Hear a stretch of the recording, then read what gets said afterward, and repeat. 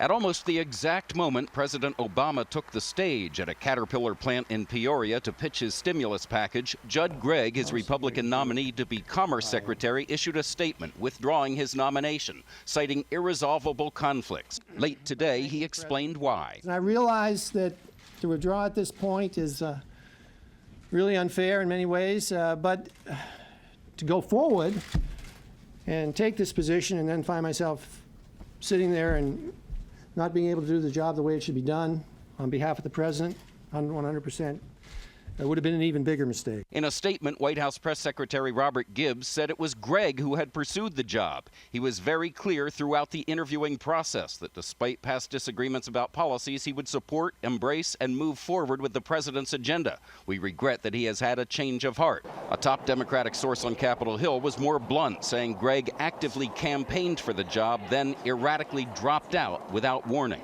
Gregg's withdrawal comes just 9 days after his nomination was announced. This is not a time for partisanship. This is not a time when we should stand in our ideological corners and shout at each other. White House officials say Gregg, one of the Senate's most fiscally conservative members, started having misgivings in recent days, primarily because of differences over spending.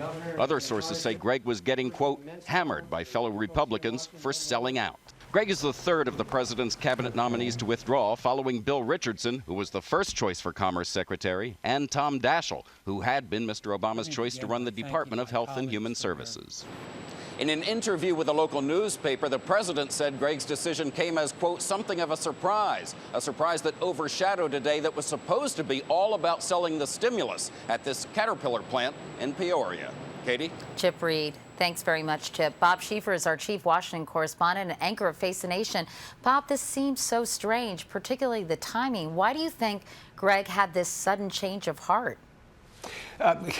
I tell you, Katie, this is either the weirdest thing that ever happened in Washington or we have found one honest man. I mean, he says, look, I was offered the job. I said yes, but then when I thought about it, I decided, well, maybe it's not the right fit.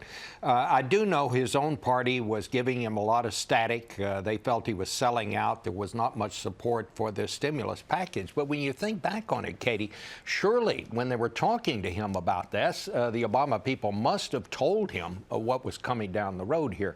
This one is just, there's a lot of questions here and not many answers. Well, tonight, let me ask you a follow-up question, Bob. Does this once again raise issues about the Obama administration's vetting process?